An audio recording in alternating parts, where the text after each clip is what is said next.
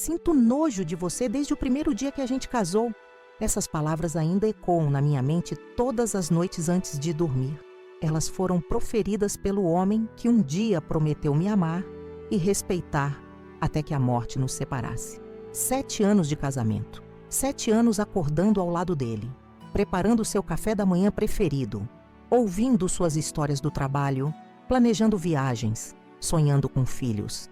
7 anos jogados fora com uma única frase dita entre taças de vinho e um prato de risoto de camarão que custava uma fortuna. Meu nome é Rafaela, tenho 35 anos, sou psicóloga e construí minha vida no coração do Rio de Janeiro. Nasci e cresci na Zona Sul, filha de pais que administram uma pequena pousada em Búzios. Sempre fui independente, estudiosa, determinada a construir minha própria história. Na faculdade, todos diziam que eu tinha um dom especial para ouvir, para entender as pessoas além das palavras ditas. Irônico como não conseguia enxergar o que acontecia dentro da minha própria casa, não é mesmo? Conheci Bruno numa dessas coincidências que parecem roteiro de filme. Era um domingo de sol no Parque Lage. Eu estava sentada lendo um livro de psicologia quando uma bola de tênis caiu no meu colo. Olhei para cima e lá estava ele, ofegante da corrida, com um sorriso que iluminava o rosto inteiro. Pediu desculpas e, de alguma forma, aquele pedido de desculpas se transformou em um café, que virou um jantar, que se tornou um namoro e, finalmente, um casamento. Bruno era empresário do ramo imobiliário, inteligente, articulado e parecia genuinamente apaixonado por mim. Nos casamos numa cerimônia à beira-mar em Búzios. Meus pais gastaram o que não tinham para realizar meu sonho. Bruno fez questão de pagar metade. Dizia que não queria começar nossa vida juntos com um peso para meus pais. Gesto nobre, pensei na época. Hoje entendo que era apenas o primeiro movimento calculado do seu jogo. Nos primeiros anos, vivíamos o que parecia ser um conto de fadas. Compramos uma cobertura em Ipanema, decorei cada centímetro daquele espaço com amor e cuidado. Abri minha clínica de psicologia no Leblon, construí uma reputação sólida. Bruno expandia seus negócios, sempre envolvido em novos empreendimentos que pareciam dar certo. Nos finais de semana, recebíamos amigos para jantares elaborados, viajávamos pelo Brasil, fazíamos planos. Mas como toda fachada, começaram a aparecer rachaduras. Pequenas no início, quase imperceptíveis. Um comentário sobre meu peso quando recusei sobremesa. Uma crítica ao tempo que dedicava aos pacientes. Insinuações sobre amigos que ele achava que não combinavam com nosso estilo de vida. Foi tudo tão gradual que nem percebi quando comecei a mudar para agradá-lo. Eu, que sempre tive opinião forte sobre tudo, comecei a me calar para evitar discussões. Mariana, minha melhor amiga desde os tempos da faculdade, foi a primeira a notar. "Rafa, você está sumindo dentro desse casamento?" Disse ela em um dos nossos encontros no Café Arpoador. Defendi Bruno veementemente. Afinal, quem conhecia meu marido melhor do que eu? Mariana estava exagerando, tinha ciúmes da minha felicidade. Inventei 1000 desculpas para não enxergar o que estava bem na minha frente. Então, aos poucos, outras coisas começaram a chamar minha atenção. Documentos que ele pedia para eu assinar, sem explicar direito do que se tratava. Ligações que ele atendia e saía da sala para falar. Viagens de negócios que se tornavam mais frequentes e mais longas. E uma conta bancária conjunta que eu raramente verificava, confiando que ele cuidava bem de nossas finanças. Foi quando meu irmão Lucas voltou de uma temporada no exterior.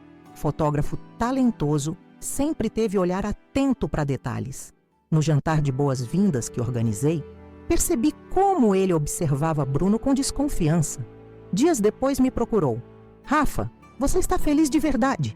A pergunta me pegou desprevenida. Claro que estava feliz. Tinha um casamento estável, uma carreira de sucesso, uma vida confortável. O que mais eu poderia querer? Mas a pergunta de Lucas plantou uma semente. Comecei a prestar mais atenção. Os toques de Bruno, antes carinhosos, agora pareciam raros e calculados, sempre na frente de outras pessoas. As conversas íntimas praticamente inexistentes. O sexo, mecânico e escasso. A intimidade que um dia compartilhamos Parecia ter evaporado sem que eu percebesse quando ou como. Nossas discussões tornaram-se mais frequentes.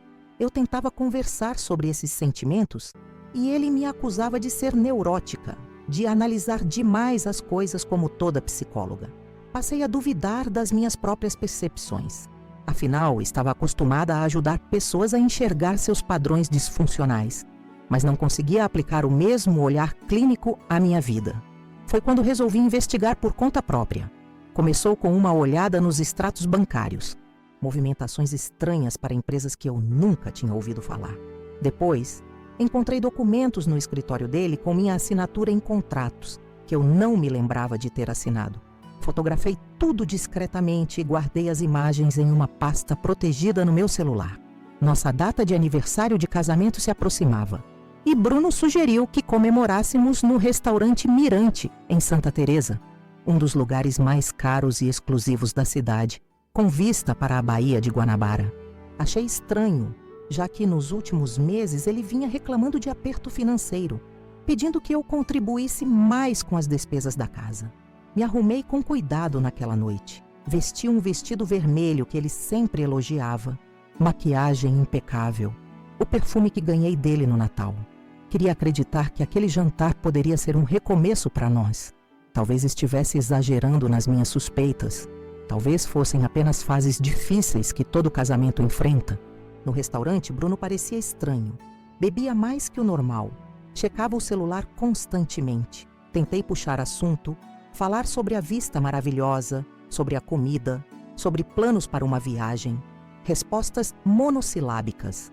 Quando o garçom trouxe a sobremesa e uma garrafa de champanhe que ele havia encomendado, pensei que finalmente viria algo especial. E veio, mas não o que eu esperava. Precisamos conversar sobre o nosso futuro, ele disse, enchendo as taças. Meu coração acelerou. Era isso. Ele também sentia que precisávamos reconectar, reacender a chama. Quero que você assine alguns documentos amanhã. São para um novo empreendimento. Vai nos dar um bom retorno. Respirei fundo. Bruno, não vou assinar nada sem entender do que se trata. Aliás, encontrei alguns documentos estranhos no escritório. Você pode me explicar? Foi quando o seu rosto mudou. A máscara caiu completamente. Com um olhar que eu nunca tinha visto antes, ele soltou aquelas palavras que mudaram tudo. Sinto nojo de você desde o primeiro dia que a gente casou. O tempo parou. Os sons do restaurante desapareceram. Só conseguia ouvir o sangue pulsando nos meus ouvidos. Não chorei, não gritei. Uma calma estranha me invadiu. Anos de terapia me ensinaram que momentos de crise exigem ação, não reação emocional. Sorri, peguei meu telefone e, sob o olhar atônito de Bruno, liguei para o único número que me veio à mente naquele momento. Liguei para a doutora Cecília Prato. O número dela estava salvo nos meus contatos há meses, desde que atendi uma cliente vítima de violência patrimonial e precisei de uma consultoria jurídica. Nunca imaginei que eu seria a próxima a precisar dos seus serviços. Bruno congelou quando me ouviu dizer: Doutora Cecília, aqui é Rafaela Mendonça. Lembra daquela consulta que conversamos? Preciso marcar com urgência. Amanhã, 1h. Desliguei e o encarei. Seus olhos oscilavam entre raiva e confusão. O que você pensa que está fazendo? Ele perguntou, baixando a voz para não chamar a atenção dos outros clientes do restaurante. Exatamente o que deveria ter feito há muito tempo, Bruno. Estou acordando. Paguei minha parte da conta com meu próprio cartão de crédito, algo que ele sempre odiava que eu fizesse em público, e saí. Não olhei para trás, mesmo ouvindo-o chamar meu nome, enquanto eu descia as escadas do restaurante Mirante. A noite estava clara, a Baía de Guanabara brilhava sob o luar. Ironicamente, era a vista mais bonita que tínhamos tido em qualquer aniversário de casamento. Agora, andando sozinha pelas ruas de Santa Teresa, esperando o táxi que havia chamado pelo aplicativo, as memórias começaram a se organizar como peças de um quebra-cabeça. Os sinais sempre estiveram lá, desde o início. Eu só escolhi não vê-los. Nosso primeiro ano de casados foi um período de adaptação. Mudamos para a cobertura em Ipanema, um apartamento que, na época, achei que tínhamos comprado juntos. Bruno insistiu que colocássemos apenas o nome dele no registro.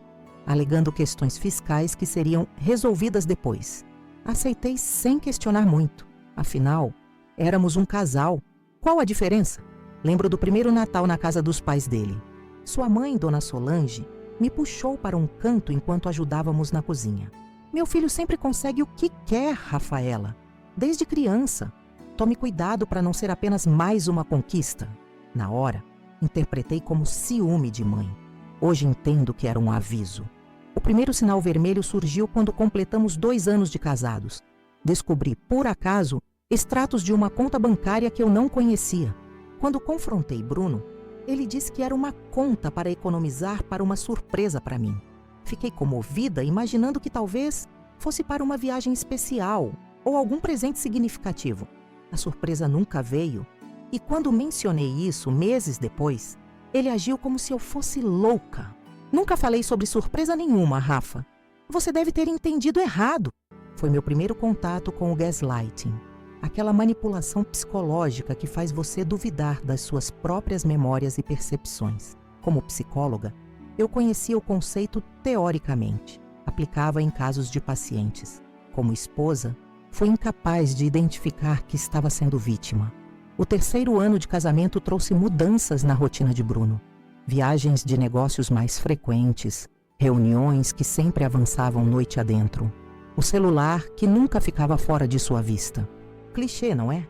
Mas mesmo os clichês acontecem na vida real. Uma noite, seu celular tocou enquanto ele estava no banho.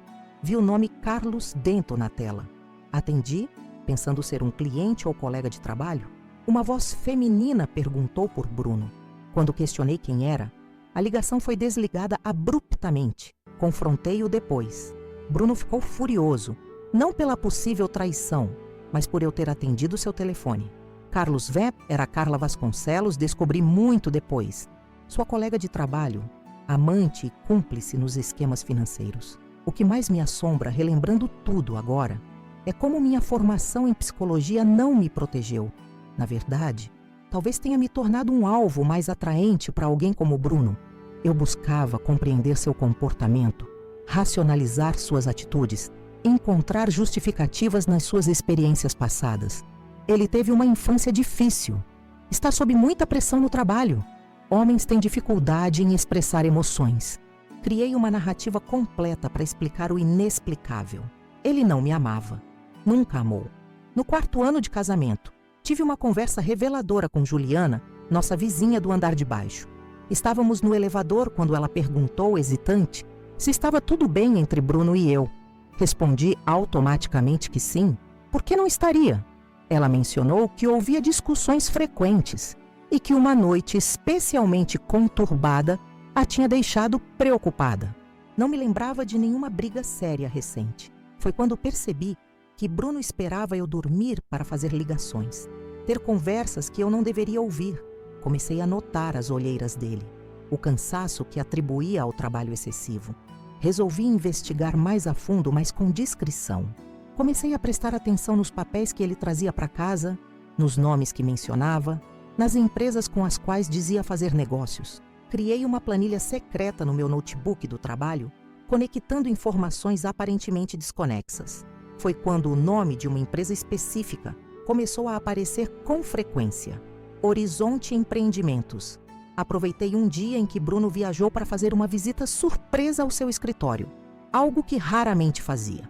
Disse à sua secretária que queria deixar um presente na mesa dele. A mulher me olhou com uma expressão estranha, talvez pena, talvez cumplicidade, e me deixou entrar. O escritório era espartano, sem fotos nossas, sem objetos pessoais. Abri algumas gavetas buscando qualquer coisa que pudesse fazer sentido. Na última gaveta, trancada, mas aberta com um grampo, técnica que aprendi com meu irmão na adolescência, encontrei uma pasta com o nome Projeto Jeribá. Jeribá era a praia em Búzios onde meus pais tinham a pousada. Coincidência? Tirei fotos de tudo com meu celular e saí antes que alguém questionasse minha demora. Naquela noite, analisando os documentos, descobri que Bruno estava planejando um grande empreendimento imobiliário justamente na área onde ficava a pousada da minha família. Uma área que, até onde eu sabia, não estava à venda. Liguei para meus pais perguntando casualmente se alguém havia demonstrado interesse em comprar terrenos na região. Meu pai mencionou que sim. Um grupo de investidores havia feito ofertas a vários proprietários locais, incluindo valores acima do mercado. O nome da empresa? Horizonte Empreendimentos. As peças começavam a se encaixar, mas ainda faltava compreender a extensão daquilo tudo. Por que Bruno nunca mencionou esse projeto? Por que esconder de mim algo que envolvia diretamente a propriedade dos meus pais? Foi quando decidi marcar uma conversa com a doutora Cecília Prado, apenas para entender melhor meus direitos e possíveis cenários. Não estava pronta para admitir que meu casamento estava acabado, mas precisava me proteger. Na nossa primeira consulta, ela foi direta. Rafaela, como psicóloga, você conhece os mecanismos de defesa. Está pronta para enxergar a realidade sem filtros? Fiz que sim com a cabeça, mesmo sem ter certeza. Baseado no que você me contou, seu marido está envolvido em operações financeiras questionáveis, possivelmente usando seu nome sem consentimento explícito. Precisamos verificar sua situação fiscal, seus bens, tudo. E precisamos fazer isso discretamente. Saí do escritório dela com uma lista de documentos para reunir e um peso no peito que nunca havia sentido antes. A dúvida se transformava em certeza. Meu casamento era uma farsa, construído sobre mentiras e manipulação. Nas semanas seguintes, mantive a normalidade em casa, enquanto reunia provas. Bruno parecia não suspeitar de nada, talvez confiante demais na sua capacidade de me controlar. Uma noite, enquanto ele dormia, usei sua digital para desbloquear o celular. Outro truque antigo, pressionar levemente o dedo dele no sensor. O que encontrei foi pior do que imaginava. Conversas com Carla discutindo como estavam quase lá com o plano. Mensagens para um advogado chamado Renato, sobre documentos que precisavam da assinatura da esposa. E-mails sobre a transferência da nossa cobertura para o nome de uma empresa offshore. Tudo isso acontecendo bem debaixo do meu nariz, enquanto eu ainda tentava salvar um casamento que nunca existiu de verdade. Meu irmão Lucas, sempre meu protetor, voou de São Paulo quando contei parte do que estava descobrindo. Ele ficou hospedado em um hotel próximo. Não quis ficar no nosso apartamento. Não confio em mim mesmo perto dele, Rafa, me explicou. Lucas me ajudou a instalar um gravador discreto no escritório de casa, onde Bruno frequentemente fazia ligações tarde da noite. As gravações confirmaram tudo. Bruno estava usando meu nome, minha assinatura, minha reputação para esquemas financeiros elaborados. O projeto em Búzios era apenas uma parte. Havia propriedades em pelo menos 3 estados, empresas fantasmas, contas em paraísos fiscais. Em uma conversa particularmente reveladora com Carla, ele comentou: "Quando tudo estiver pronto, nos livramos dela. A psicóloga vai precisar de um psiquiatra depois que terminarmos." Foi quando entendi que não era apenas meu casamento que estava em jogo, mas potencialmente minha liberdade, minha saúde mental, minha vida. Bruno não era apenas um marido infiel ou um homem de negócios antiético. Era alguém capaz de planejar friamente a destruição de outra pessoa. Marquei outra reunião urgente com a doutora Cecília e levei tudo: as gravações, os documentos, as fotos, os extratos. Ela ouviu em silêncio, tomando notas ocasionais, seu rosto mantendo a compostura profissional, mesmo quando as revelações se tornavam mais sórdidas. "Precisamos agir rápido, mas com estratégia", ela disse ao final. "Isso vai além de um divórcio convencional. Estamos falando de crimes financeiros sérios. Precisamos envolver as autoridades." Foi assim que conheci a delegada Fernanda Oliveira, da Delegacia Especializada em Crimes Financeiros. Uma mulher de meia idade, olhar penetrante e uma aura de quem já viu de tudo na vida. Ela ouviu meu relato com atenção profissional, sem julgamentos. "Senhora Mendonça, casos como o seu são mais comuns do que se imagina. Pessoas usam relacionamentos para fins criminosos. A diferença é que a maioria das vítimas nunca descobre, ou descobre tarde demais. Elaboramos um plano detalhado. Eu continuaria agindo normalmente por mais algumas semanas, enquanto a investigação avançava nos bastidores. A parte mais difícil foi manter a fachada em casa, continuar sorrindo para Bruno, fingir que não sabia que cada palavra dele era uma mentira. Nosso aniversário de 7 anos se aproximava. Bruno sugeriu o jantar no Mirante, o que me surpreendeu, Nos últimos meses, ele vinha evitando gastar em restaurantes caros, sempre falando sobre apertar os cintos, enquanto, agora eu sabia, desviava nosso dinheiro para suas contas secretas. A delegada Fernanda viu nisso uma oportunidade. Ele deve querer que você assine algo importante, algum documento final para o esquema dele. Vá preparada. Instalamos um aplicativo especial no meu celular que gravaria nossa conversa com qualidade suficiente para ser usada como evidência. A doutora Cecília me instruiu sobre como agir, o que dizer e, mais importante, o que não dizer. Lucas insistiu em ficar no restaurante também, em uma mesa distante, como segurança extra. E então chegou o dia. Me arrumei como se fosse para uma batalha, porque era exatamente isso. Meu vestido vermelho era minha armadura, meu batom escarlate, minha war paint. Olhei-me no espelho e fiz uma promessa silenciosa. Aquela seria a última noite em que Bruno teria qualquer poder sobre mim. No restaurante, enquanto observava sua confiança excessiva, seu desdém mal disfarçado por mim, senti uma mistura de tristeza e raiva. Como pude ser tão cega? Como permiti que esse homem entrasse tão profundamente na minha vida, na minha mente? E então ele disse aquilo. Aquelas palavras que, paradoxalmente, me libertaram. Sinto nojo de você desde o primeiro dia que a gente casou. Naquele momento, tudo ficou claro. Não havia mais dúvidas, não havia mais esperança de reconciliação ou explicações alternativas. Era a confirmação final de que os últimos 7 anos da minha vida tinham sido construídos sobre mentiras. Peguei o telefone e liguei para a doutora Cecília. Mas não era apenas para marcar uma reunião como Bruno pensou. Era o sinal combinado. Enquanto falava com ela, a delegada Fernanda e sua equipe estavam sendo notificadas. A operação que vínhamos planejando por semanas estava sendo ativada. Bruno não percebeu nada quando paguei minha parte da conta e saí. Provavelmente imaginou que eu estava indo para casa chorar, me desesperar, exatamente como ele queria. Mas eu não ia para casa. Ia para a delegacia, onde passaria as próximas horas formalizando tudo, garantindo que cada peça da investigação estivesse no lugar certo. O táxi chegou e, ao entrar, olhei uma última vez para o restaurante. Através das janelas iluminadas, podia ver Bruno ao telefone, provavelmente contando para Carla ou algum outro cúmplice como seu plano estava dando certo. Como a idiota da esposa finalmente tinha sido quebrada. Mal sabia ele que a única coisa que tinha se quebrado era a ilusão.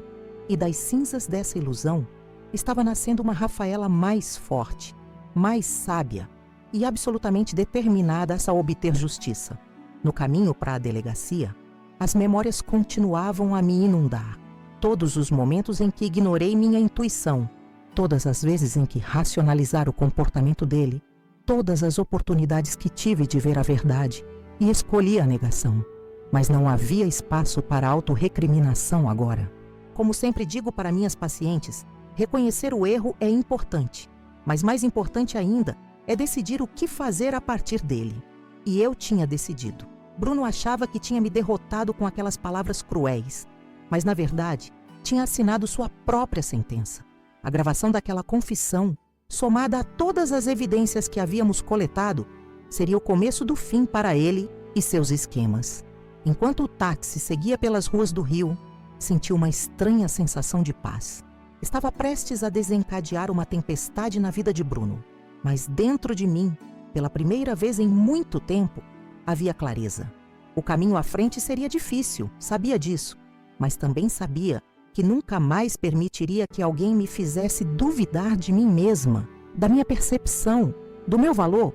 Chegando à delegacia, fui recebida pela delegada Fernanda.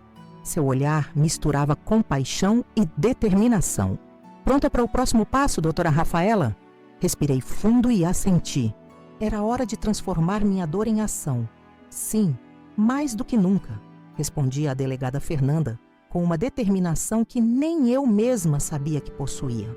A delegacia estava silenciosa àquela hora da noite. Apenas alguns policiais de plantão e o ruído constante dos computadores antigos. Fui conduzida a uma sala reservada, onde a doutora Cecília já me aguardava, com uma pasta de documentos organizados. Seu rosto transmitia a seriedade do momento. A gravação ficou excelente. disse a delegada após ouvir o áudio captado no restaurante. As palavras dele, somadas à conversa sobre os documentos que queria que você assinasse amanhã, são evidências fortes de coação moral e possível crime financeiro. Passei as 2 horas seguintes detalhando cada descoberta dos últimos meses. As empresas fantasmas, as transferências suspeitas, os documentos com assinaturas que não reconhecia como minhas. A delegada tomava notas meticulosamente, ocasionalmente fazendo perguntas específicas sobre datas, valores, nomes.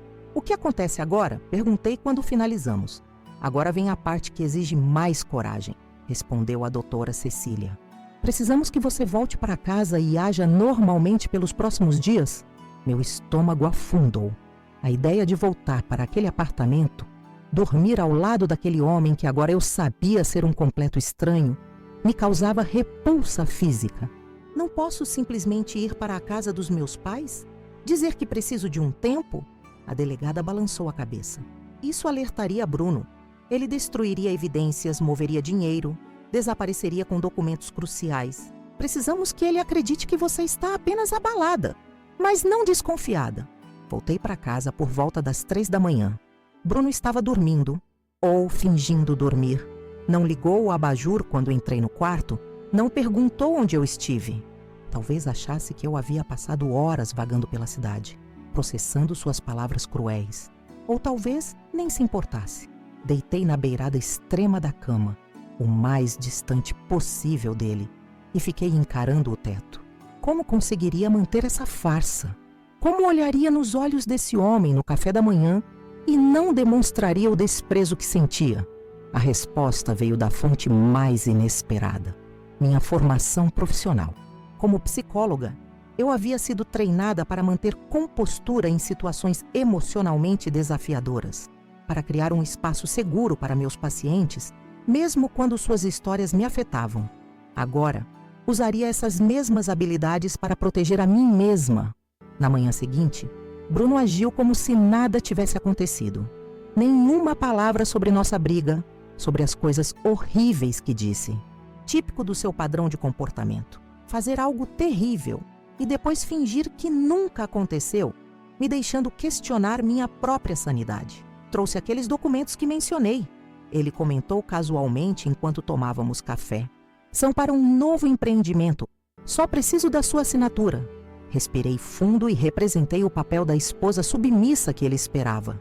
Claro, deixe ali que assino depois. Seus olhos brilharam com o que interpreto hoje como ganância. Naquele momento, ele provavelmente acreditou que seu plano estava funcionando perfeitamente, que suas palavras cruéis tinham me quebrado de vez, me tornado ainda mais manipulável. Assim que ele saiu para o trabalho, fotografei cada página dos documentos e enviei para a doutora Cecília e a delegada Fernanda. Eram contratos de transferência de propriedade. Bruno queria que eu abrisse mão de quaisquer direitos sobre nosso apartamento em Ipanema. O apartamento, que descobri depois, ele já havia transferido para o nome de Carla meses antes, usando uma procuração com minha assinatura falsificada. Nos dias que se seguiram, mantive uma rotina aparentemente normal. Ia para minha clínica, atendia meus pacientes, voltava para casa. Mas cada minuto era parte de uma operação meticulosamente planejada. A delegada Fernanda e sua equipe estavam rastreando contas bancárias, cruzando informações, construindo um caso sólido contra Bruno e seus cúmplices. Uma semana após o jantar desastroso, recebi uma mensagem da delegada. Encontramos as contas offshore. É pior do que imaginávamos. Bruno não estava apenas desviando nosso dinheiro ou usando meu nome em documentos falsos. Estava envolvido em um esquema muito maior de lavagem de dinheiro e fraude imobiliária que afetava dezenas de investidores inocentes. O projeto em Búzios, próximo à pousada dos meus pais, era apenas a ponta do iceberg. Meus pais, como contaria a eles? Como explicaria que o genro que receberam de braços abertos era, na verdade, um criminoso que planejava usar a proximidade familiar para lucrar? Decidi visitá-los em um domingo, sem Bruno. Disse a ele que precisava de um tempo com meus pais para processar as coisas após nossa briga. Ele concordou facilmente. provavelmente aliviado por não precisar manter a fachada de bom marido na frente deles. A viagem para Búzios foi solitária e reflexiva. Pela janela do ônibus, observava a paisagem mudar gradualmente da cidade para o litoral, sentindo que minha vida também estava em uma transição irreversível. Não havia como voltar ao que era antes, nem eu queria. A pequena pousada dos meus pais, com suas paredes brancas e janelas azuis, sempre foi meu porto seguro. Chegando lá, fui recebida com abraços calorosos e perguntas preocupadas sobre minha aparência cansada. Esperei até a noite, quando todos os hóspedes estavam acomodados, para contar a verdade aos meus pais. Sentados na varanda que dava para o mar, com o som das ondas como trilha sonora, desabafei tudo. Minha mãe chorou silenciosamente. Meu pai, sempre o calmo da família, ficou vermelho de raiva. "Vou acabar com ele", disse meu pai, levantando-se abruptamente. "Não, pai. Já estamos cuidando disso legalmente. Qualquer ação impulsiva pode comprometer a investigação." Foi difícil convencê-lo, mas eventualmente compreendeu que a melhor vingança seria a justiça formal. Antes de voltar ao Rio, mostrei a eles os documentos que havia encontrado sobre o Projeto Jeribá. Bruno planejava usar terrenos adjacentes à pousada para construir um resort de luxo que, segundo os projetos, bloquearia completamente a vista para o mar, que era o principal atrativo do negócio dos meus pais. Ele sabia o quanto essa pousada significa para vocês, o quanto trabalharam para construí-la. E mesmo assim, estava disposto a destruir tudo por dinheiro. De volta ao Rio, com o apoio renovado da minha família, mergulhei ainda mais fundo na operação que agora chamávamos internamente de Operação Mirante.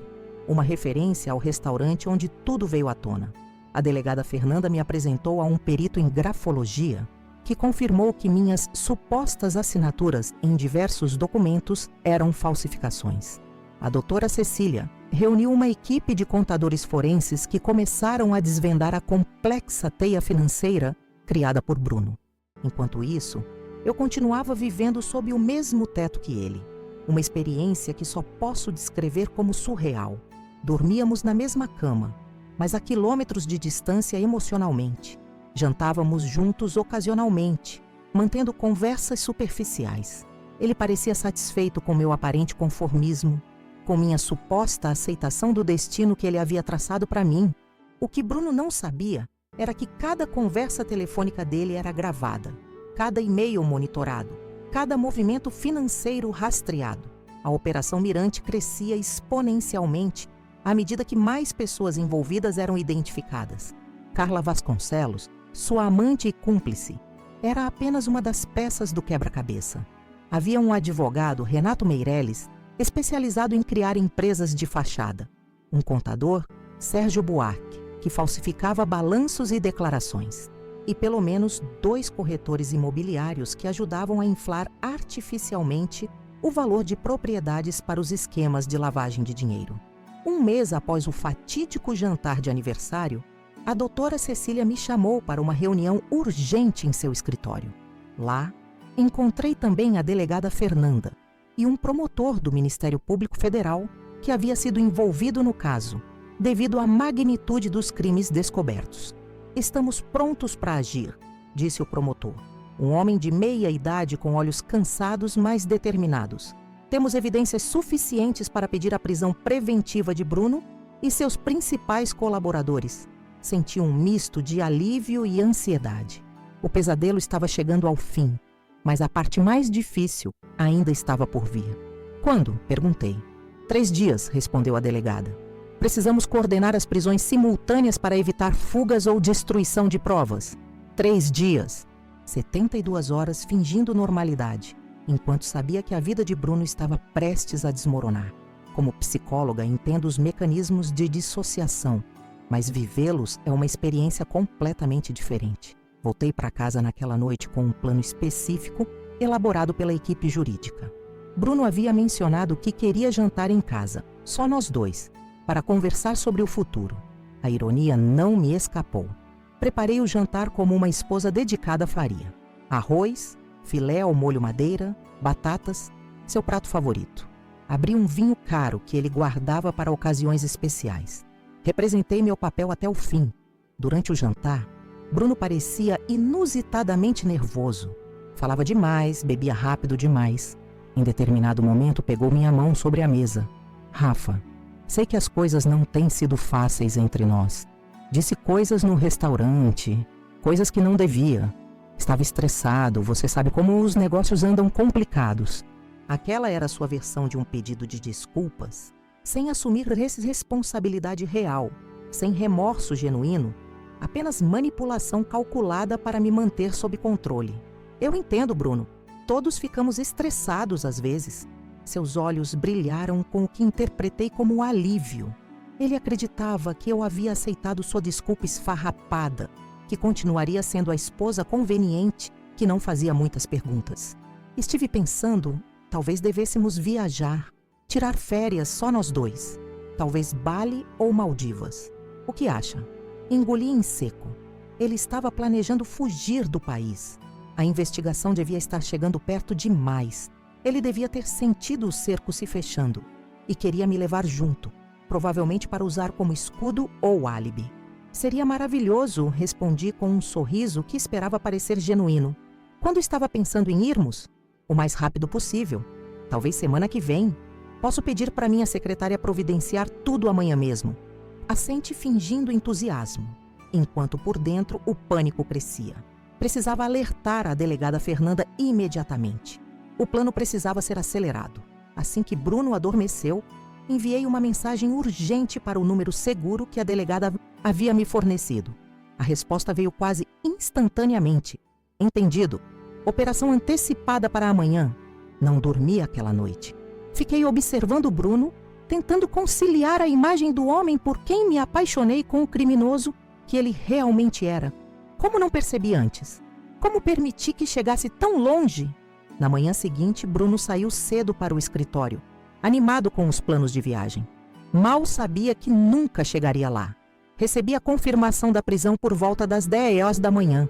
Uma operação coordenada havia detido Bruno, Carla, Renato e mais 4 pessoas envolvidas no esquema. A notícia logo estaria em todos os jornais. Sentei na sala da nossa cobertura em Ipanema, o apartamento que legalmente nem era mais nosso. E finalmente, permiti que as lágrimas viessem. Não chorava por Bruno, mas por mim mesma, pelo tempo perdido, pela confiança traída, pela vida que pensei ter construído e que se revelou uma mentira elaborada. O telefone tocou incessantemente. Amigos, familiares, conhecidos, todos querendo saber se os rumores eram verdadeiros. Desliguei-o e fiquei em silêncio, processando o fato de que agora eu era a esposa do criminoso, aos olhos do mundo. A campainha tocou no início da tarde. Era a delegada Fernanda, acompanhada de 2 policiais e um oficial de justiça. Vinham com um mandado de busca e apreensão. Lamento fazer isso, doutora Rafaela, mas é procedimento padrão. Precisamos revistar o imóvel em busca de evidências adicionais. Assenti, compreendendo a necessidade legal. Observei enquanto reviravam o apartamento, encontrando esconderijos que eu nem sabia que existiam. Um cofre embutido na parede do closet revelou documentos, dinheiro em espécie e passaportes falsos. Bruno estava mesmo se preparando para fugir. Quando terminaram, a delegada se aproximou. Ele não vai sair da prisão tão cedo. As evidências são contundentes, mas o processo será longo e provavelmente muito público. Estou preparada, respondi, mesmo sem ter certeza se estava realmente. Há mais uma coisa que você precisa saber. Ela continuou hesitante. Encontramos um plano detalhado no computador dele. Não era apenas uma fuga que ele planejava. Ela me mostrou documentos impressos que detalhavam um plano macabro. Bruno pretendia me levar para uma suposta viagem romântica, mas o destino não eram as Maldivas. Era um país sem tratado de extradição com o Brasil. Lá, eu sofreria um trágico acidente. Como sua viúva, ele teria acesso a meus bens e ao seguro de vida que eu nem sabia ter em meu nome. Senti o sangue gelar nas veias. Não estava apenas casada com um criminoso financeiro. Estava casada com alguém capaz de planejar friamente a minha morte. Ele nunca mais vai chegar perto de você, garantiu a delegada, apertando meu ombro em um gesto de solidariedade raramente demonstrado por alguém em sua posição. Naquela noite, não voltei para o apartamento. Fui para um hotel, recomendação da doutora Cecília, que temia pela minha segurança mesmo com Bruno preso. Os comparsas dele ainda estavam por aí, alguns não identificados. Deitada na cama do hotel, sozinha pela primeira vez em anos, sem precisar fingir, sem precisar me esconder, senti uma estranha sensação de liberdade. O caminho à frente seria difícil. Processos judiciais, exposição pública, reconstrução financeira e emocional. Mas pela primeira vez em muito tempo, o futuro era meu para moldar. Meu telefone vibrou com uma mensagem. Era da doutora Cecília. Viu as notícias? Estão chamando de o golpe do século. Você está segura? Liguei à televisão do quarto. Lá estava em todos os canais. A prisão de Bruno e seus cúmplices, a descoberta do esquema de fraude imobiliária, as dezenas de vítimas, os milhões desviados. E, inevitavelmente, eu, a esposa psicóloga que ajudou a desmantelar tudo. Alguns canais me pintavam como cúmplice que virou informante para se livrar da prisão. Outros como vítima ingênua. Nenhum capturava a verdade completa. Eu não era nem vilã, nem vítima passiva. Era uma mulher que, ao descobrir a traição, escolheu agir. Desliguei a TV e voltei para a janela do hotel, observando as luzes da cidade. O rio continuava lindo, indiferente aos dramas pessoais que se desenrolavam em seus apartamentos e mansões. A vida seguiria com ou sem Bruno, com ou sem o casamento que pensei ter. Naquela noite, fiz uma promessa a mim mesma. Transformaria essa experiência dolorosa em algo significativo. Usaria minha formação, minha história, para ajudar outras pessoas a reconhecerem os sinais que ignorei por tanto tempo. O plano que Bruno não esperava não era apenas sua prisão ou o desmantelamento de seu esquema criminoso. O verdadeiro plano inesperado era meu próprio renascimento das cinzas de um casamento construído sobre mentiras. Na manhã seguinte à prisão de Bruno, acordei desorientada no quarto de hotel. Por um momento, naquele estado nebuloso entre o sono e a vigília, esqueci tudo o que havia acontecido. Então, as memórias voltaram como uma avalanche. As palavras cruéis no restaurante, a investigação secreta, a prisão, o plano macabro que descobri. Meu celular não parava de tocar. Jornalistas, conhecidos, até pacientes, todos querendo uma declaração, uma explicação, um pedaço da história sensacional que agora ocupava as manchetes. Psicóloga desmascara esquema milionário do marido. O golpista e a terapeuta. Quem enganou quem? Os títulos eram criativos e dolorosos na mesma medida. Finalmente, atendi uma ligação. Era Mariana, minha melhor amiga. Rafa, estou indo te buscar agora. Não é seguro você ficar sozinha. 1 hora depois, estava no apartamento dela em Botafogo. Um lugar aconchegante, repleto de livros e plantas, tão diferente da frieza minimalista que Bruno impunha em nossa decoração. Mariana preparou um café forte enquanto eu assistia, atordoada, às notícias na televisão. O caso havia tomado proporções enormes. A operação, agora batizada oficialmente de Operação Mirante pela Polícia Federal, revelava um esquema de fraudes imobiliárias que se estendia por 3 estados e envolvia figuras importantes do mercado. O nome e a foto de Bruno estampavam todos os noticiários. E, inevitavelmente, o meu também. Como você está lidando com tudo isso? Perguntou Mariana, colocando uma xícara fumegante na minha frente. Honestamente, não sei. É como se estivesse vivendo a vida de outra pessoa. Naquele mesmo dia, a doutora Cecília me ligou com novidades. A audiência de custódia havia mantido Bruno preso preventivamente, devido ao risco de fuga e à gravidade dos crimes. Mas havia algo mais urgente para discutirmos. Rafaela, precisamos falar sobre o apartamento em Ipanema. Tecnicamente, você não pode mais ficar lá. Como já suspeitava, o imóvel havia sido transferido ilegalmente para o nome de Carla Vasconcelos meses antes, usando documentos falsificados. Agora era um bem bloqueado pela justiça como parte da investigação. Onde vou morar? Perguntei, embora já soubesse que não queria voltar para aquele apartamento de qualquer forma. Cada canto daquele lugar guardava memórias de uma vida que se revelou uma farsa. Por enquanto, fique com amigos. Estamos trabalhando para recuperar seus direitos, mas levará tempo. E há outra questão delicada. sua situação financeira. Bruno havia esvaziado nossas contas conjuntas dias antes de ser preso. Provavelmente parte dos preparativos para sua fuga planejada. Minhas contas pessoais, onde guardava o dinheiro da clínica, estavam intactas, mas bloqueadas temporariamente para investigação, já que nossos nomes estavam vinculados em diversos investimentos. Senti o peso da realidade me atingir. Aos 35 anos, eu estava essencialmente sem teto, com acesso limitado ao meu próprio dinheiro e no centro de um escândalo nacional. Como reconstruir a vida a partir desse ponto? A resposta começou a se formar na manhã seguinte, quando recebi uma ligação da delegada Fernanda. Doutor Rafaela, Bruno está pedindo para falar com você. Meu coração acelerou. Por quê? O que ele quer? Diz que quer explicar tudo, que houve um mal-entendido. O advogado dele está tentando construir uma narrativa de que você sabia e concordava com os negócios, mas agora está fingindo ser vítima. Senti uma onda de raiva crescer dentro de mim. Mesmo encurralado, Bruno continuava tentando me manipular, me culpar. Vou falar com ele, decidi após alguns momentos de reflexão. A delegada hesitou. Tem certeza? Não é obrigada a isso. Tenho, mas com condições. Quero que a conversa seja gravada oficialmente e quero a doutora Cecília presente. 2 dias depois, entrei no complexo penitenciário onde Bruno aguardava julgamento.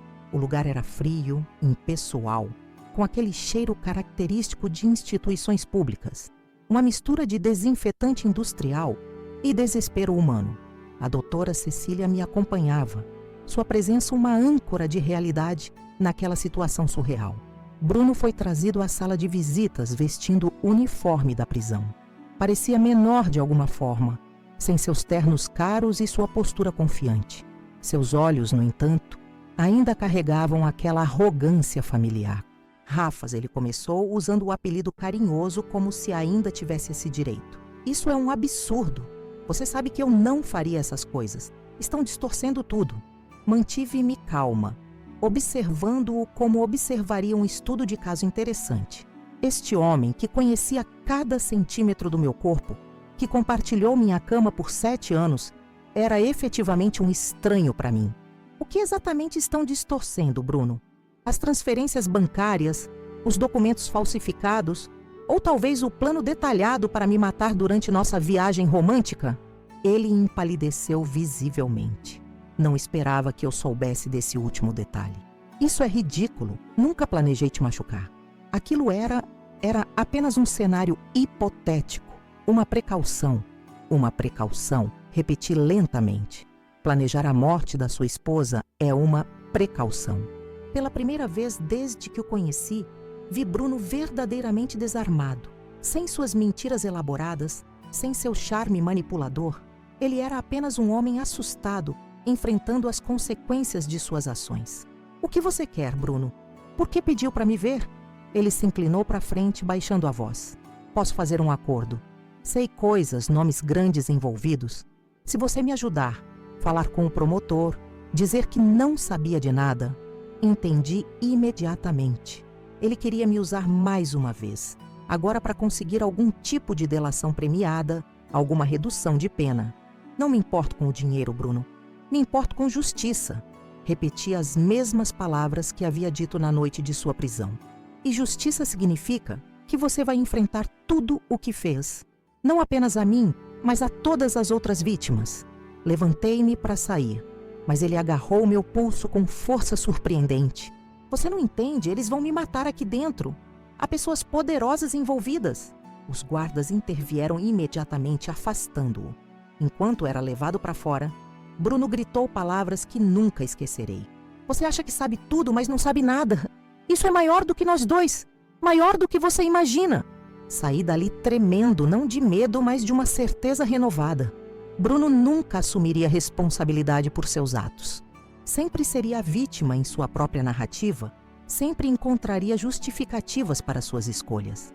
No carro, a caminho do apartamento de Mariana, a doutora Cecília quebrou o silêncio. Você foi impressionante lá dentro. Muitas pessoas teriam cedido, teriam se deixado manipular novamente. Passei tempo demais sendo manipulada, respondi, olhando pela janela a cidade que agora parecia estranhamente nova aos meus olhos. Nunca mais. Os dias seguintes foram uma montanha-russa legal e emocional. Fui formalmente ouvida pelo Ministério Público. Prestei novos depoimentos, assinei documentos intermináveis. Meu irmão Lucas voou de São Paulo e ficou ao meu lado durante todo o processo. Sua presença um lembrete constante de que eu não estava sozinha. Uma semana após a prisão de Bruno, recebi uma ligação inesperada. Doutora Rafaela, aqui é Juliana Costa, sua vizinha do 1201. Juliana era a vizinha que uma vez mencionou ter ouvido discussões no nosso apartamento. Nunca tínhamos sido próximas. Cortesia distante no elevador era o máximo de nossa interação. Preciso te contar algo. Algo que vi há alguns meses e não disse nada. Me sinto terrível por isso agora. Marcamos um café naquela tarde. Juliana chegou nervosa, olhando constantemente ao redor, como se temesse ser seguida. Vi seu marido e uma mulher no apartamento de vocês quando você estava viajando para um congresso em São Paulo. Eles estavam íntimos, mas não foi só isso que me chamou a atenção. Ouvi parte da conversa deles na varanda.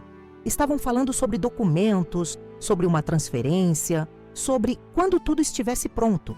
Na época, achei que fosse apenas um caso extraconjugal. Não quis me intrometer.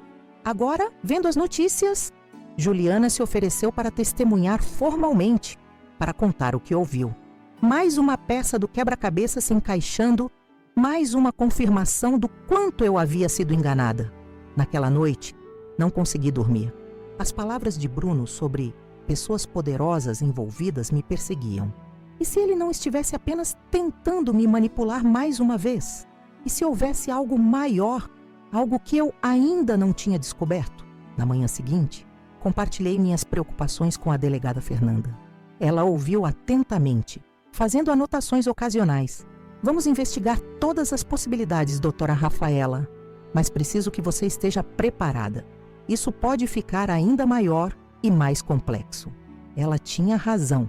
Nas semanas seguintes, a investigação se expandiu dramaticamente. O que começou como um caso de fraude matrimonial e desvio de recursos se transformou na descoberta de um dos maiores esquemas de lavagem de dinheiro e fraude imobiliária da história recente do Rio de Janeiro. Nomes de políticos, empresários famosos e até um juiz apareceram nas evidências coletadas. A Operação Mirante ganhava manchetes diárias e eu, involuntariamente, me tornava um símbolo daquele escândalo. Os jornalistas me perseguiam. Recebia propostas para entrevistas, livros, documentários. Recusei todas. Não queria ser a esposa traída ou a heroína que desmascarou o esquema. Queria apenas seguir em frente, reconstruir minha vida. Foi nesse contexto tumultuado que enfrentei o momento que mais temia. O primeiro retorno ao nosso apartamento em Ipanema, após a prisão de Bruno. A justiça havia autorizado que eu retirasse meus pertences pessoais, acompanhada de um oficial de justiça. O imóvel continuava bloqueado como evidência, mas eu tinha direito a minhas roupas, objetos pessoais e documentos. Entrar naquele espaço foi surreal. Tudo parecia igual, mas completamente diferente ao mesmo tempo. As paredes brancas, que antes me pareciam elegantes, agora pareciam frias e impessoais. Os móveis caros que Bruno insistia em comprar pareciam objetos de uma vida que não era a minha. Fui direto ao meu closet, ignorando os cômodos onde passamos mais tempo juntos. Não queria reviver memórias. Não queria sentir nostalgia por algo que nunca existiu realmente. Enquanto separava roupas e sapatos, encontrei uma caixa no fundo de uma gaveta. Dentro dela, cartas que escrevi para Bruno nos primeiros anos de relacionamento, ingressos de shows que assistimos juntos, pequenas lembranças que guardei com carinho. Ele nunca demonstrou interesse por essas recordações, mas aparentemente as manteve. Por quê? Sentimentalismo genuíno ou apenas mais uma parte da fachada cuidadosamente construída? Deixei a caixa para trás. Aquelas memórias pertenciam a uma Rafaela que não existia mais. Uma mulher que acreditava em um amor que nunca foi real. Ao sair do apartamento, talvez pela última vez, senti um misto de tristeza e libertação. Tristeza não pelo casamento perdido, mas pelos anos desperdiçados, pela confiança traída. libertação por finalmente enxergar a verdade, por ter a chance de recomeçar.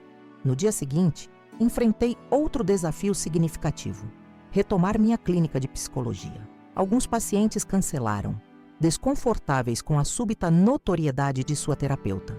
Outros permaneceram, alguns até expressando admiração pela forma como lidei com a situação. Minha supervisora de prática clínica, doutora Helena, uma senhora de 70 anos com décadas de experiência, me ligou oferecendo apoio. Rafaela, lembra do que sempre digo aos terapeutas em formação? Nossas feridas pessoais, quando compreendidas e integradas, tornam-se nossas maiores ferramentas de conexão com o sofrimento alheio. Suas palavras tocaram algo profundo em mim. Percebi que toda essa experiência traumática poderia se transformar em algo significativo, não apenas para mim, mas para outras pessoas. Foi assim que nasceu a ideia do que viria a ser o Instituto Novo Começo. Inicialmente, apenas um grupo de apoio informal para mulheres que haviam passado por situações de abuso psicológico e financeiro. Comecei alugando uma pequena sala nos fundos da livraria Páginas ao Vento, em Botafogo, para reuniões semanais. Na primeira noite, esperava talvez 5 ou 6 pessoas. Apareceram 23, mulheres de todas as idades e classes sociais, unidas pela experiência comum de terem confiado em parceiros que as traíram de formas profundas e devastadoras. Achei que fosse a única idiota que não percebeu os sinais, disse uma senhora de quase 60 anos, casada por 30 com um homem que mantinha uma segunda família em outra cidade. Quando percebi o que estava acontecendo, já tinha perdido quase tudo, contou uma jovem empresária cujo namorado desviou o capital da empresa que construíram juntos. Ouvindo aquelas histórias, vi reflexos da minha própria experiência.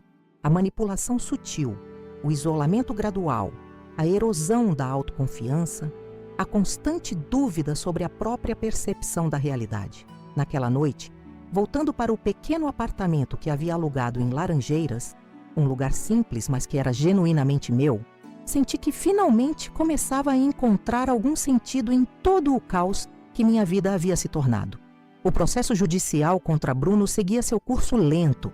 A cada semana, novas revelações surgiam, novos envolvidos eram identificados. Como previsto pela delegada Fernanda, o caso havia se tornado muito maior e mais complexo do que imaginávamos inicialmente. Bruno tentou várias estratégias legais. Primeiro, alegou que eu sabia de tudo, que era cúmplice voluntária.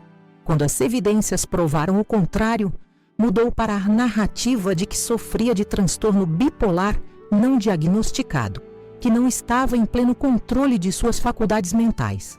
A estratégia mais dolorosa, porém, foi quando seu advogado tentou usar minha profissão contra mim.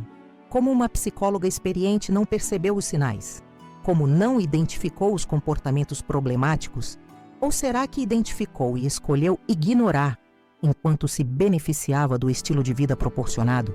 Foi um golpe baixo, mas previsível. Tentei não levar para o lado pessoal, compreendendo que era apenas uma tática desesperada de defesa. Ainda assim, essas perguntas ecoavam minhas próprias dúvidas internas, meu próprio questionamento sobre como permitir que tudo acontecesse. 3 meses após a prisão de Bruno, recebi um telefonema da doutora Cecília, com notícias significativas. O juiz aceitou nossa petição. Seus bens pessoais foram desvinculados do processo. Suas contas bancárias serão desbloqueadas na próxima semana. Era um passo importante na minha reconstrução financeira. Poderia finalmente acessar o dinheiro que ganhei legitimamente com meu trabalho, começar a planejar os próximos passos sem depender da ajuda de amigos e familiares. E o apartamento? Perguntei, embora já soubesse a resposta. Ainda bloqueado indefinidamente. A transferência fraudulenta para o nome de Carla torna tudo mais complicado. Eventualmente deve ir a leilão judicial. Não senti tristeza. Aquele lugar nunca havia sido verdadeiramente um lar. Era apenas um cenário elaborado para a vida que Bruno pretendia representar. No dia em que minhas contas foram finalmente desbloqueadas, tomei uma decisão importante. Separei uma parte significativa do valor para investir no que ainda era apenas um sonho: transformar o pequeno grupo de apoio em uma organização formal, com estrutura legal, e capacidade para ajudar muito mais pessoas. Na mesma semana, recebi um e-mail inesperado de uma jornalista da revista Veja. Normalmente, ignoraria como fiz com todas as outras solicitações de mídia, mas o assunto me intrigou, transformando dor em propósito. Podemos falar sobre seu projeto? De alguma forma, ela havia descoberto sobre o grupo de apoio, sobre o trabalho inicial que estava fazendo com mulheres em situações similares à minha. Não queria falar sobre Bruno, sobre o escândalo, sobre meu casamento fracassado, mas falar sobre o projeto, sobre como ajudar outras pessoas a reconhecerem os sinais que ignorei por tanto tempo. Isso parecia fazer sentido. Aquela entrevista mudou tudo. Publicada na edição dominical, com o título "Das cinzas do engano nasce um projeto de esperança", o artigo focou não no escândalo, mas no trabalho que estava começando a desenvolver. Na segunda-feira seguinte, meu telefone não parou de tocar. Mulheres de todo o Brasil querendo participar, compartilhar suas histórias, buscar ajuda. Advogadas oferecendo serviços pro bono. Psicólogas querendo se voluntariar. Empresárias propondo parcerias e doações. O Instituto Novo Começo deixava de ser um sonho distante para se tornar uma realidade tangível e urgente. Naquela noite, sentada na varanda do meu pequeno apartamento em Laranjeiras, observando o pôr do sol carioca pintar o céu de laranja e rosa, refleti sobre a jornada inacreditável dos últimos meses. Tinha perdido um casamento, uma casa, uma vida inteira construída sobre mentiras. Mas havia encontrado algo muito mais valioso. Minha verdade, minha força, meu propósito. As palavras de Bruno no restaurante Mirante, aquelas que uma vez me devastaram, agora pareciam quase uma bênção disfarçada. Sinto nojo de você desde o primeiro dia que a gente casou, sem aquela crueldade explícita. Talvez eu continuasse vivendo na ilusão por mais anos. Talvez nunca descobrisse a verdade. Talvez acabasse como mais uma vítima do seu plano macabro. O telefone tocou, interrompendo meus pensamentos. Era a delegada Fernanda. Doutora Rafaela, temos novas informações sobre o caso. Acredito que você vai querer saber disso pessoalmente. Encontrei a delegada Fernanda na manhã seguinte, em seu escritório na sede da Polícia Federal. O lugar era mais organizado do que eu imaginava. Paredes claras, móveis funcionais, uma certa austeridade que inspirava confiança. A delegada me recebeu com um semblante grave, que indicava a seriedade do assunto. Encontramos algo nos servidores de backup da empresa de Bruno, ela disse, colocando uma pasta sobre a mesa. Aparentemente, seu ex-marido era ainda mais meticuloso do que imaginávamos. Dentro da pasta, havia cópias impressas de planilhas, documentos e, o mais perturbador, um diário digital. Bruno havia registrado tudo, cada passo do seu plano, cada manipulação, cada mentira contada ao longo dos anos. Ele documentava tudo? Perguntei, percorrendo as páginas com um misto de horror e fascinação. Sim, parece que ele considerava tudo isso uma espécie de projeto. Você era o projeto R, aparentemente. Senti um calafrio percorrer minha espinha. Toda a nossa história, do primeiro encontro no Parque Lage ao jantar desastroso no Mirante, estava ali, detalhada sob a perspectiva dele. Como me abordou estrategicamente, como identificou meus pontos fracos, como planejou cada etapa da nossa relação com objetivos específicos. 15/05/2017. R finalmente concordou com a transferência da clínica para o outro lado da cidade. Mais longe dos amigos, mais dependente de mim para transporte. Fase 2 do isolamento concluída. 08/11/2018. R questionou movimentação na conta conjunta. Desviei a conversa para sua roupa inadequada, no jantar com clientes. Ela passou 2 horas se desculpando. Manipulação emocional funcionando conforme o esperado. Li aqueles trechos com a sensação de estar observando a vida de outra pessoa. Era impossível reconhecer-me naquela R que ele descrevia. Uma marionete cujos fios ele puxava com precisão calculada. E ainda assim, era inegavelmente minha história. Por que ele registraria tudo isso? Perguntei, mais para mim mesma do que para a delegada. Narcisismo, talvez. Ou uma forma de manter o controle, revisar suas estratégias. Segundo os psiquiatras forenses, é consistente com certos perfis de personalidade antissocial. A delegada hesitou. claramente desconfortável com o que viria a seguir. Há mais uma coisa que você precisa saber. Bruno não escolheu você por acaso. Ela me mostrou entradas mais antigas do diário, de antes do nosso primeiro encontro. Nelas, Bruno listava potenciais alvos para seu esquema, com análises frias de prós e contras de cada pessoa. Meu nome estava lá, junto com informações sobre minha família, minha carreira, meu potencial financeiro. Pais donos de pousada em área valorizada em Búzios, carreira em ascensão como psicóloga, sem irmãos que interfiram significativamente, histórico de relacionamentos duradouros, indicando lealdade e comprometimento, perfil ideal para o projeto imobiliário e subsequentes. O aparente encontro casual no Parque Lage não teve nada de casual.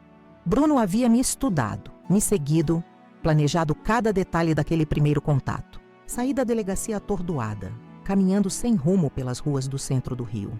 A revelação de que nem mesmo o início da nossa história havia sido genuíno me atingiu de uma forma que todas as descobertas anteriores não conseguiram. Era como se o último fio de significado daqueles 7 anos tivesse sido cortado. Sentei-me num banco na Praça 15, observando os barcos na Baía de Guanabara, tentando processar tudo. Meu telefone vibrou. Era Lucas, preocupado com meu silêncio incomum. Estou bem, menti, só precisando de um tempo para pensar, mas não estava bem. Sentia-me violada de uma forma profunda e irreparável. Não apenas meu corpo, minha casa, minhas finanças haviam sido invadidos por Bruno, minha própria história, minhas memórias, tudo o que pensei ter sido real tinha sido cuidadosamente arquitetado por ele. Passei a noite em claro, relendo trechos do diário que a delegada me permitiu copiar. A forma clínica, quase científica, com que Bruno documentava nossa vida me lembrava terrivelmente de prontuários psicológicos. Uma ironia amarga para alguém da minha profissão. Na manhã seguinte, liguei para a doutora Helena, minha supervisora. Preciso de uma sessão, não como sua supervisionada, mas como paciente. Ela me recebeu em seu consultório em Copacabana no final daquele dia. O espaço acolhedor, com vista para o mar, era um porto seguro para mim há anos. Sentei-me no sofá onde normalmente discutíamos casos clínicos e, pela primeira vez, permiti-me ser completamente vulnerável. Não sei quem sou mais, Helena. Se tudo foi uma mentira, se cada momento foi manipulado, quem sou eu nessa história? A senhora de cabelos brancos me observou com aqueles olhos que pareciam enxergar através de qualquer defesa. Você é exatamente quem sempre foi, Rafaela? O fato de alguém ter tentado usar suas qualidades contra você não diminui essas qualidades. Sua capacidade de amar, de confiar, de ver o melhor nas pessoas. Essas são suas forças, não suas fraquezas. Mas como confiar novamente? Como não duvidar de cada interação, de cada pessoa? Você não precisa confiar em todos. Só precisa não deixar que o medo te impeça de confiar em alguém. Saí daquela sessão com uma clareza que não sentia há meses. A manipulação de Bruno havia sido devastadora, mas eu não permitiria que definisse o resto da minha vida. Não seria uma vítima permanente da sua traição. Nas semanas seguintes, mergulhei completamente no desenvolvimento do Instituto Novo Começo.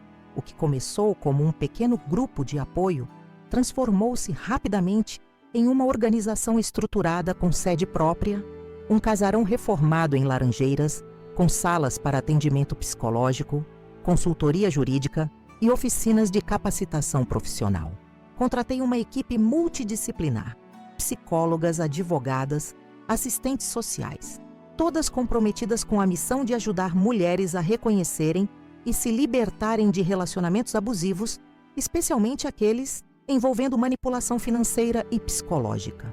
O trabalho era intenso e profundamente gratificante. Cada história de sucesso, cada mulher que conseguíamos ajudar a reconstruir sua vida, era uma pequena vitória pessoal. Era como se, através delas, eu também me reconstruísse. 6 meses após a prisão de Bruno, o julgamento finalmente começou. O caso havia se tornado emblemático, um símbolo da intersecção entre crimes financeiros e abuso doméstico. A imprensa acompanhava cada desenvolvimento com atenção voraz. Evitei ao máximo a exposição midiática, recusando entrevistas que focassem no escândalo. Quando aceitava falar publicamente, Era apenas sobre o trabalho do Instituto, sobre os sinais de alerta em relacionamentos abusivos, sobre recursos disponíveis para mulheres em situação similar. O dia em que precisei testemunhar foi um dos mais difíceis. Entrar no tribunal, encarar Bruno pela primeira vez desde nossa conversa na prisão, sentir o peso dos olhares curiosos, tudo isso exigiu uma força que eu não sabia possuir. Bruno parecia diferente, mais magro, com olheiras profundas, um olhar que oscilava entre arrogância e desespero. Quando nossos olhos se encontraram, senti nada, nem raiva, nem mágoa, nem qualquer resquício do amor que um dia pensei sentir. Apenas uma distância infinita, como se olhasse para um estranho em uma fotografia antiga. Meu depoimento durou quase 4 horas. Respondi cada pergunta com calma e precisão, sem deixar que as tentativas da defesa de me desestabilizar surtissem efeito. Quando o advogado de Bruno insinuou que eu poderia ter sido cúmplice, apresentei os trechos do diário que provavam o contrário. Quando questionou minha competência como psicóloga por não ter identificado os sinais, expliquei como o abuso psicológico funciona, como a manipulação gradual pode passar despercebida mesmo aos olhos treinados. Ao final, o juiz me fez uma pergunta que não esperava. Toray, Mendonça, após tudo o que viveu, o que a senhora espera da justiça neste caso? Refleti por um momento antes de responder. Espero que a justiça não seja apenas punitiva, mas também restaurativa, que as vítimas dos esquemas financeiros sejam ressarcidas, que o réu tenha a oportunidade de compreender o impacto de suas ações e talvez encontrar um caminho de redenção. E principalmente, espero que este caso ajude a criar precedentes para que outras pessoas em situações similares encontrem proteção legal mais eficiente. Saí do tribunal exausta, mas com a sensação de ter fechado um capítulo importante. Havia enfrentado Bruno não como ex-esposa magoada, mas como uma profissional, uma sobrevivente, uma mulher que não permitiria ser definida pelo trauma. O julgamento prosseguiu por semanas, com dezenas de testemunhas, perícias técnicas, argumentações jurídicas complexas. Acompanhei à distância, focada em meu próprio processo de cura e no crescimento do Instituto. Em uma tarde particularmente agitada, entre reuniões com potenciais financiadores e sessões de grupo, recebi uma ligação da doutora Cecília. Ele foi condenado, Rafaela, 15 anos por fraude e falsificação, lavagem de dinheiro e tentativa de estelionato, com os agravantes, sem direito a regime semiaberto inicialmente. Agradeci a informação e desliguei, surpreendentemente sem emoção. A condenação de Bruno não me trazia alegria nem tristeza, apenas a sensação de que a justiça havia seguido seu curso. Naquela noite, sentada na varanda da minha nova casa, um apartamento modesto, mas acolhedor em Botafogo, refleti sobre o caminho percorrido. 2 anos antes, eu me preparava animada para comemorar 5 anos de um casamento que acreditava ser feliz. Agora, estava sozinha, reconstruindo cada aspecto da minha vida. Meus pensamentos foram interrompidos pela chegada de uma correspondência inesperada. O envelope trazia o timbre do sistema penitenciário. Uma carta de Bruno. Hesitei por longos minutos antes de abri-la. Parte de mim queria jogar fora sem ler, cortar definitivamente qualquer conexão com aquele passado. Mas algo, curiosidade talvez, ou a necessidade de enfrentar tudo de frente, me fez abrir o envelope. A carta era surpreendentemente breve e direta. Rafaela, não espero seu perdão. Nem mesmo sei se sou capaz de pedir perdão de forma genuína. Mas após meses de terapia obrigatória aqui, comecei a entender o que me levou a fazer o que fiz. Cresci vendo meu pai manipular e controlar minha mãe. Vi como ele a destruiu psicologicamente, como a reduziu a uma sombra. E em vez de jurar nunca ser como ele, inconscientemente o tomei como modelo. Reproduzi seus padrões, aperfeiçoei suas técnicas. Isso não é uma desculpa. É apenas uma tentativa de compreender o monstro que me tornei. Ouvi sobre seu instituto, sobre como está ajudando outras mulheres. Há uma terrível ironia nisso. O mal que causei, transformando-se em algo positivo para tantas pessoas. Não responderei se você não quiser. Apenas achei que merecia saber que, pelo menos, Estou tentando entender o que fiz e por quê.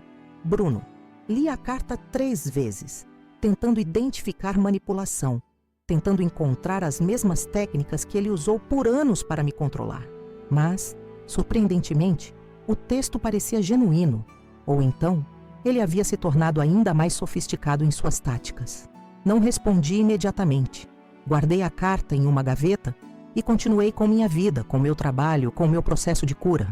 Mas as palavras dele ficaram comigo, não como um peso, mas como um lembrete de que até as histórias mais dolorosas podem ter algum significado, algum propósito maior.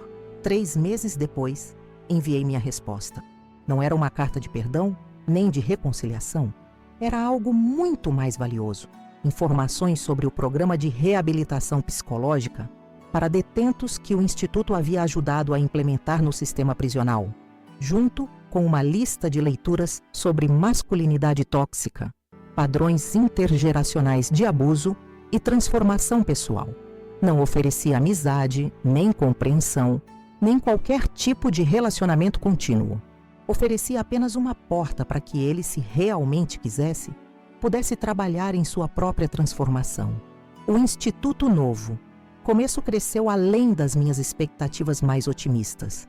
Em 2 anos, expandimos para 3 estados, atendendo centenas de mulheres anualmente. Criamos programas específicos para diferentes tipos de abuso, oficinas de educação financeira, grupos de apoio online para quem não podia comparecer presencialmente.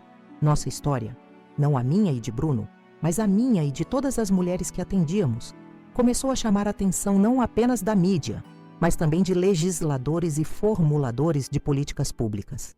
Foi assim que, 3 anos após aquela noite fatídica no restaurante Mirante, fui convidada a participar de uma conferência nacional sobre violência doméstica em Brasília. O objetivo era discutir lacunas na legislação atual e propor mudanças que pudessem oferecer melhor proteção às vítimas, especialmente em casos envolvendo abuso psicológico e financeiro.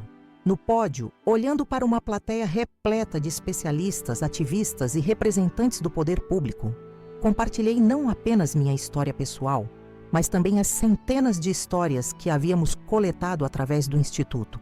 Falei sobre padrões comuns, sinais de alerta, barreiras institucionais que dificultavam a busca por ajuda e justiça.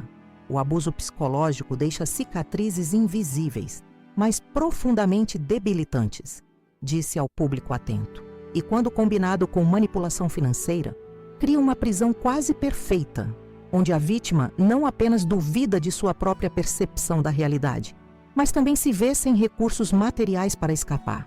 Propus mudanças específicas, reconhecimento legal mais claro do abuso psicológico como forma de violência, mecanismos mais ágeis para proteção patrimonial em casos suspeitos, treinamento especializado para profissionais do sistema de justiça e segurança pública. Para minha surpresa, minha fala repercutiu muito além do esperado. Fui convidada para reuniões com parlamentares, entrevistada por veículos nacionais, consultada por comissões legislativas. 6 meses depois, um projeto de lei inspirado em nossas propostas começou a tramitar no Congresso Nacional. Informalmente, já era chamado de Lei Rafaela, não por vaidade minha, mas como reconhecimento de uma história que havia se tornado símbolo de resistência e transformação. Acompanhei o processo legislativo com um misto de esperança e cautela.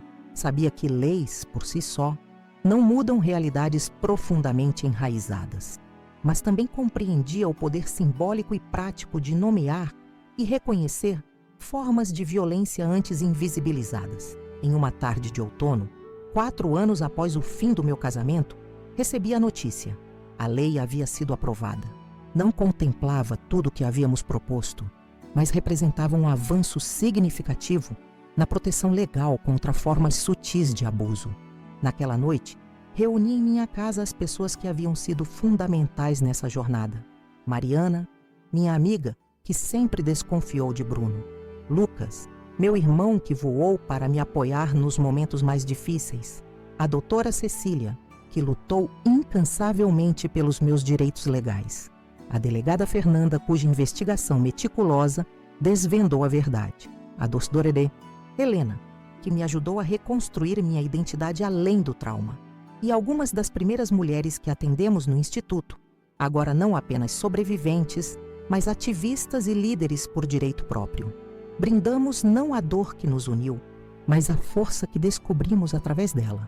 Não ao passado que tentou nos definir, mas ao futuro que estávamos construindo coletivamente. Dias depois, recebi uma notícia inesperada. Bruno havia solicitado participação no programa de reabilitação psicológica que indiquei anos antes. Segundo os relatórios, estava genuinamente engajado no processo, reconhecendo padrões, assumindo responsabilidades, buscando compreender as raízes de seu comportamento destrutivo. Não sentia alegria nem vindicação com essa informação, apenas uma tranquila certeza de que havia feito a escolha certa ao oferecer aquela porta, mesmo sem obrigação alguma de fazê-lo. A transformação dele, se genuína, não era minha responsabilidade, nem minha vitória. Era simplesmente mais uma pequena confirmação de que o ciclo de abuso pode, com trabalho árduo e vontade genuína, ser interrompido. Hoje, aos 39 anos, olho para o caminho percorrido com uma clareza que só o tempo e o trabalho interno podem proporcionar. Não sou mais definida pelo que vivi, mas pelo que escolhi fazer com essa experiência. Não sou apenas uma sobrevivente, mas uma agente de transformação para mim mesma e para outras. As palavras cruéis de Bruno naquela noite no restaurante Mirante, sinto nojo de você desde o primeiro dia que a gente casou, que um dia me devastaram, hoje soam como o primeiro toque de um despertador. Doloroso sim, mas necessário para acordar de uma ilusão, para enxergar a realidade com clareza, para iniciar uma jornada de autodescoberta e propósito. Se pudesse voltar no tempo e dizer algo à Rafaela daquela noite, diria apenas: o que parece o fim é apenas o começo. O que parece destruição será reconstrução.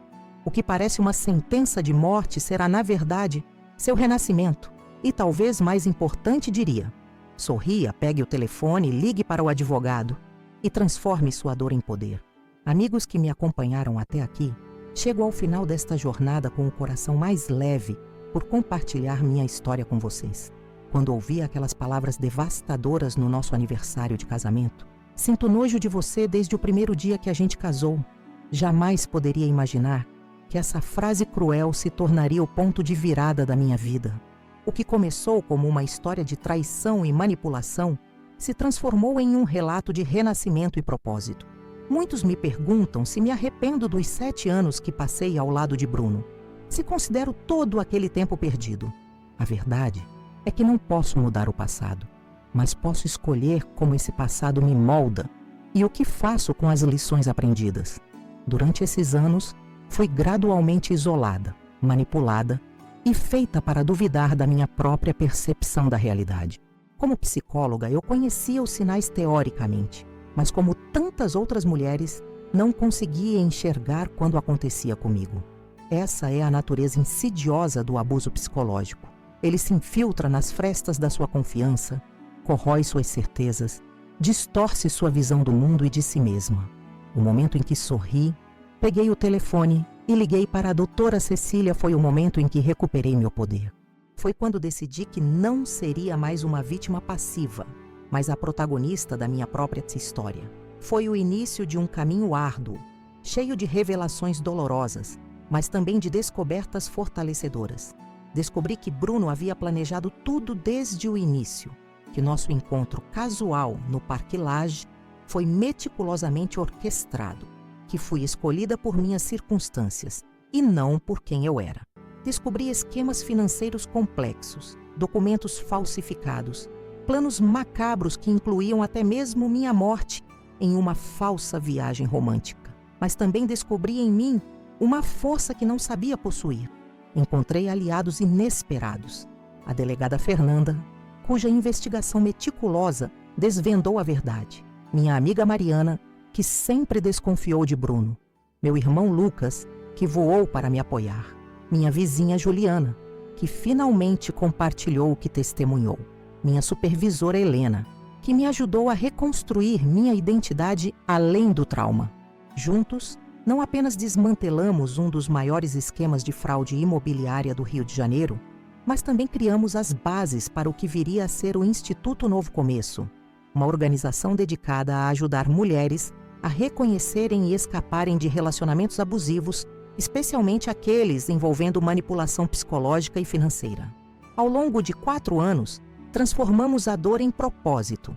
O Instituto cresceu para 3 estados, atendendo centenas de mulheres anualmente. Nossas histórias coletivas inspiraram mudanças legislativas, culminando na aprovação da Lei Rafaela, que ampliou a proteção legal contra formas sutis de abuso. Enquanto isso, Bruno enfrentou as consequências de suas ações. Condenado a 15 anos de prisão por seus crimes, ele eventualmente buscou ajuda através do programa de reabilitação psicológica que indiquei. Não sei se sua transformação é genuína, mas sei que ofereci uma porta para a mudança. Não por ele, mas por mim, pelo meu próprio processo de cura. Hoje, aos 39 anos, não sou definida pelo trauma que vivi, mas pelo que escolhi fazer com ele. Não sou apenas uma sobrevivente, mas uma agente de transformação. As cicatrizes invisíveis do abuso psicológico estão lá, mas não me limitam. Me lembram da minha força, da minha resiliência, da minha capacidade de transformar dor em poder. Se você está assistindo e se identifica com qualquer parte da minha história, saiba que não está sozinha. Os sinais que ignorei por tanto tempo, o isolamento gradual, as críticas constantes, a erosão da autoconfiança, o controle financeiro, são bandeiras vermelhas que merecem atenção. Confie na sua intuição, busque ajuda, rompa o silêncio. E se você conhece alguém que possa estar vivendo uma situação similar, seja um ouvido atento, um apoio sem julgamentos, uma ponte para recursos profissionais. Às vezes, tudo o que precisamos é de alguém que acredite em nós, quando começamos a duvidar de nós mesmas. Quero agradecer imensamente a todos que acompanharam minha história até aqui. Compartilhar essas memórias dolorosas não foi fácil, mas sei que cada relato pode ser a luz que guia alguém para fora da escuridão de um relacionamento abusivo. Deu muito trabalho produzir este vídeo, reviver cada momento, traduzir em palavras experiências tão complexas e dolorosas. Foram horas de gravação, de edição, de cuidadosa reconstrução de uma jornada que mudou completamente minha vida. Por isso, se esta história tocou você de alguma forma, peço que deixe seu like e principalmente seu comentário. Gostaria muito de saber o que você achou, se já viveu algo parecido, o que faria no meu lugar, quais partes da história mais te impactaram. Seus comentários não são apenas números para o canal, são confirmações de que estamos construindo uma comunidade de apoio, de compreensão, de força coletiva. Se ainda não é inscrito no canal Vingança do Dia, este é o momento perfeito para se juntar a nós. Temos novas histórias todas as semanas, relatos reais de pessoas que enfrentaram traições, manipulações, injustiças, mas que encontraram formas criativas e poderosas de recuperar seu poder e reconstruir suas vidas. Além disso, se você puder, considere nos ajudar através do Valeu Demais, uma forma de doação que nos permite continuar produzindo conteúdo de qualidade diariamente. Seu apoio financeiro é fundamental para cobrir os custos de produção, pesquisa e edição, permitindo que mais histórias como a minha sejam compartilhadas, que mais pessoas se sintam representadas e menos sozinhas. Cada contribuição, por menor que seja, faz uma diferença enorme para mantermos o canal ativo e crescendo. Esse apoio direto dos espectadores nos permite manter a independência editorial e a qualidade que vocês merecem, sem depender exclusivamente de algoritmos ou patrocinadores. Na próxima semana teremos outra história impactante que certamente vai te fazer refletir sobre os limites da paciência humana e as consequências de subestimar alguém. Não perca! Lembre-se sempre, nenhuma palavra cruel, nenhuma traição, nenhuma manipulação define quem você é ou o que você merece. Às vezes, o fim de uma história é apenas o começo de outra muito melhor. Às vezes é preciso que algo se quebre completamente para ser reconstruído mais forte, mais autêntico, mais alinhado com quem realmente somos. Como aprendi naquela noite no restaurante Mirante, diante das palavras mais dolorosas que já ouvi, às vezes a melhor resposta é simplesmente sorrir, pegar o telefone e começar a escrever um novo capítulo da sua própria história. Obrigada por me acompanharem nesta jornada. Nos vemos no próximo vídeo do Vingança do Dia. Não se esqueçam de comentar, compartilhar, se inscrever e, se possível, apoiar através do Valeu Demais. Juntos, estamos criando muito mais do que um canal. Estamos construindo uma comunidade de pessoas que transformam suas dores em poder. Até a próxima.